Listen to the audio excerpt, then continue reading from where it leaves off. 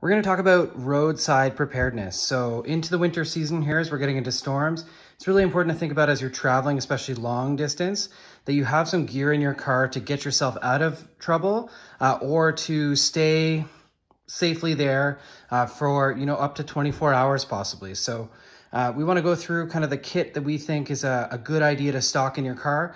Big thing with this is it should be customized to you. So what we really don't recommend is buying like these kind of off the shelf kind of all-in-one kits and just saying that's good enough, because usually these don't contain enough. They'll contain, a really crappy flashlight, maybe a pair of jumper cables, you might get a tow rope, a pretty shoddy first aid kit, maybe a poncho and a bag, and that's about it. Maybe some general tools that, again, aren't the highest quality. So, I mean, this isn't a bad place to start. I think at least you get the jumper cables out of it. The tow rope's not a terrible idea too. A couple little tools isn't awful, but you really want to supplement this. So if you're going this way, take a look at what's in there. Things go bad too. So these kits really should be checked every 3 months, and then build upon this. So we've kind of categorized our stock out into 4 categories. So we have kind of tools and repair, we have shelter and warmth, we have signaling and some navigation thoughts, and then we have food, water, and hygiene. So I think this is a good way to kind of modularize out your equipment. So let's go through the tools. So some tools we think are really helpful. I would say in general, right off the bat, you should have a shovel and a snow brush, especially in the winter. Some general like traction pads. These are things you can slide under your tires in case you're stuck in the snow. Now, there are definitely varying qualities of these. These are pretty low quality ones. I have some in my Jeep that are much, much more expensive. So this is why it's really customized to you. You can start somewhere and then build upon it each year as you have time and funds to kind of advance on that. I think some kind of additional kits that are really helpful, some eye protection, especially working around a vehicle. You want to make sure your eyes are nice and safe. Definitely some work gloves. And this is for my wife and I were sharing a vehicle. So, I make sure I got gloves that fit her and me. And then in terms of batteries, especially in the winter, battery dying is a big concern. So jumper cables, definitely a must. It's always good to keep those instructions if you're not quite sharp on which goes where. So that's a good one to keep. And then what we've really started carrying are these. These are the battery powered emergency starters, and they're primo because you don't need another car there. You can boost yourself. The other advantage is you can use it as an additional like phone charger if you need to, so you can keep your phone kind of charged up. This yellow pad here, this is just from the dollar store. You can get a set of like 4 of them. And this is a kneeling pad. So while you're out there working on changing a tire, something under the car, kneeling in the snow and that's not going to be great, not going to be super comfortable. So having a little pad like that to kneel on is gold. Then tires are a big thing. So a little kind of like car tire starter, tire inflator. So this just runs off the car battery. Ideally leave the car running while you're doing that so you're not wasting your battery. But at least you can pump up a tire that's getting a little bit flat. If you change to a spare and you didn't realize it's low, now you can pump it up. So that's a really helpful piece to have. Definitely some windshield washer fluid because we're blowing through that in the winter. A little tow rope is a great idea. That way you can get yourself out of a situation with another helpful vehicle, or you can assist someone else if needed. A safety vest is a big thing. Making sure if you're playing on the road, doing any sort of repairs, you want to be high vis and you want to be super cognizant of other drivers. That's definitely the biggest hazard, is stepping out of side of your vehicle onto a roadway. So definitely be extra cautious with that. And then some general repair stuff that's really helpful. Zip ties, you can do a lot with zip ties, duct tape, and then some paracord. And this is our TRD Atwood paracord dispenser. It doesn't have to be this fancy, but some paracord that you can cut up and make strips of cloth or strips of rope to repair things with is great. With that, a good multi-tool with a good knife in it is really helpful. And then some extras, a saw and a hatchet, really helpful if you're dealing with some downed trees and you need to clear some brush, especially going on some more remote trails. That could be a helpful little piece just to clear the way, get yourself out of a situation. So that's kind of our repair and tool section. Moving on to our warmth section here. Big thing is blankets. So we got a big blanket here. These are probably things you got extras around the house, so you don't necessarily need to go purchase things specifically for this. You know, we had an extra sleeping bag sticking around, so those two are going in the car. And then some extra general sets of clothes. So we have a child, so we have a full set of clothes for him. And then we have hat and mitts for him. And then for ourselves, hat and mitts for both of us. These are those buffs. These are really helpful. You can make a bunch of things out of them. And then some jackets for us as well. Then some extra pieces here. These emergency blankets are great if you just need to wrap up and maintain some warmth. You can get those emergency ponchos pretty cheap and add those in.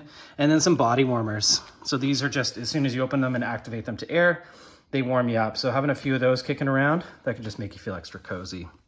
And then a big tarp.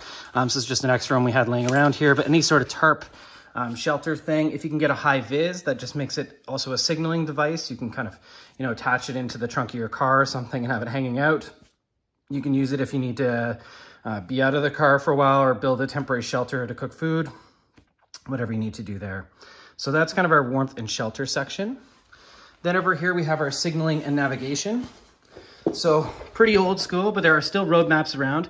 Now I actually couldn't find any to purchase in our city, but on the Ontario government, because I live in Ontario, you can actually print these off. So I printed a local area map for where we live. So this, at least if I'm on a back road and I lose signal and I don't really know where I am, at least I can find roughly where I am and kind of navigate myself back to a city. And most provinces have something similar to this. And I'm sure if you're international, there's probably somewhere online you can print them off, or get a road map of generally where you're going, because GPS drops and you're completely dependent on that. That might be a little bit tricky and you could end up driving a long time before you get to somewhere helpful. In terms of kind of light, that's a big thing. So I like to carry a flashlight or a headlamp. My preference is always a headlamp. It's just hands-free. I can do a lot more with it. And then some sort of signaling device. These are O-Balls from Olight. These are pretty cool because they have different settings. So you can kind of pop it on different light settings. It's got a strobe and a magnet. So you can actually stick this to your car, kind of like a signaling device to notify that you're kind of broken down. And they run on lithium batteries. And that's a big thing with any sort of battery device is lithium's a way to go. They do a lot better in the cold. They're going to last a lot longer because you're going to want these devices to work when you need them. So that's my choice. They're definitely more expensive, but they're going to be there when you need them. So I vote lithium batteries. And then, you know, keep an eye on those every 6 months or so. Not a terrible idea to ration those through, especially as you're in the winter. You could use them then inside in a lower risk environment and make sure you got, you know, fresh, good batteries in the car. Then in terms of some other signaling, these little glow sticks or light sticks are really helpful. You can crack them, gives you a good bit of light for a while. And then some fire sources. So we got some matches and a lighter here.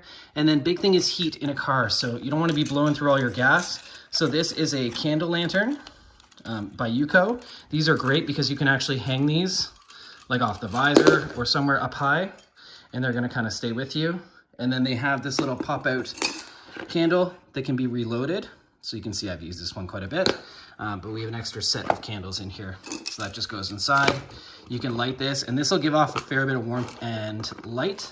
And this can keep you pretty warm in your car, and it's a nice, safe way to do it. It's contained, and again, you can hang it up, so it's out of the way. It's not melting anything on the car. That's a pretty good way. Make sure you crack a window, obviously, for, you know, when you have ignition sources going on, just let some ventilation going there. And then a really helpful thing to have as well, a pad of paper. We went with Write in the Rain because you could leave a note on a windshield, outside your car, anything like that, just to take notes. Even if you get in a car accident and you want to exchange information, this is always a go-to. And we carry a pencil with this. It's great to have pens in the car, but pens generally kind of fail in the cold, so pencil's not going to fail you. And this paper is waterproof, so you can write in the snow and the rain. Super helpful device. Not a bad idea to carry a whistle as well. Sometimes an audio signal, especially if you end up, you know, way out there on a remote road, that can help you notify rescuers of where you are. So that's kind of our signaling and navigation section for the car. And then the last section we have here is food, water, and hygiene. So here we go. So big thing is water's number one. So have enough water for whoever's traveling in the vehicle, probably for at least 24 hours. That's a really good way. I've got 4 water bottles here. You know, we could probably put more if we wanted to. It's a tough decision on how much you stock. Big thing with water in the winter is it might freeze. So my plan is to Ziploc these and then put them in these cheap like insulated bags and kind of wrap that up. And that should keep it a little bit better throughout the winter. Make sure it's a nice like pliable plastic. It's not going to pop if it freezes. But those are helpful to have. And then kind of the general go-tos, you know, some sort of granola bars or power bars, at least give you some energy. I like carrying these electrolyte tabs, so I can add those to water to at least give me some sugars and salts if I'm stuck for a long time. And then some of the other stuff is a little bit extra comfort. So, you know, if I'm out there for a long time, having an ignition source where I can cook and boil some water, that gives me another source of water. Also, then I can cook some meals if I was really stuck out there, you know, make some coffee. You know, I'm going for comfort if I'm stuck out there. So those are some nice kind of additional things you can throw in. With that, an extra water bottle. So if you're boiling water and making new sources, you can add that in there. This is just a metal cup that you can then boil water in to make food, or again, just filter some extra water. Some tissues are really helpful just for, you know, some general hygiene uses. Big thing is shop towel. Those are great for all sorts of things, cleaning up messes in the car, making some wipes, whatever you need. And then a roll of garbage bags. And again, so many uses for this. You know, you can wrap your feet in them if you need to walk and keep your feet extra warm so you don't have great shoes. You can, again, clean up your car with it. If you have to use, you know, some bathroom facilities out there and you want to contain it all, that you could seal it up in a garbage bag and kind of go that way. And then some wet wipes are really helpful too. So these are just cheap ones here. You know, they're definitely going to dry out over time, so I don't go crazy expensive with these. And again, these are things that are going to be consumables and you'll switch out. But it's just nice to have wet wipes to kind of give yourself a little bit of hygiene there. Again, cleaning up some messes in the car, that kind of thing. And then we also have a water filter. So this water straw, this is very similar to Life Straw. Any of those brands would be fine, but this actually attaches to the disposable water bottle, and then I can filter more water through that route if I was close to like a creek or some sort of water area. So that is all the gear for our car emergency kit. It's quite a bit. This is why I really recommend kind of building your own, because I think it's customized to you. And I'm going to do another video here just showing how we kind of modulize this and pack this up. And what we've chosen to go through for my wife's vehicle, which is the kit I'm building here, is the Action Packer. This is a Canadian Tire brand, a small one. And then I'm going to use this one for some food and water just to add to my own vehicle as well. So stay tuned. We'll do another video on that.